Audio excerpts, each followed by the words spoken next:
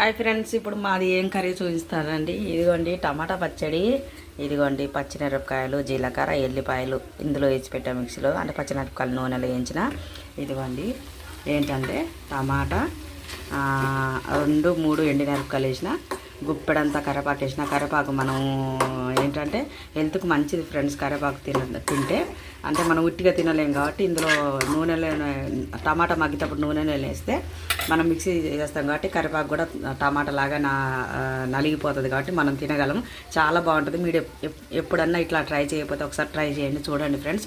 నేనైతే చాలాసార్లు ఇలాగే వేస్తాను. అందులో తాలింపులు వేస్తాం, మా ఆయన తినడు కాబట్టి టమాటా వేసేటప్పుడు టమాటాల గుప్పెడు ఎక్కువనే వేస్తాను ఫ్రెండ్స్. చాలా ఇష్టం నాకు కరివేపాకు, అంటే చాలా ఇష్టం నాకు. నేను కరివేపాకు అన్నంలో కూడా బాగా తింటాను.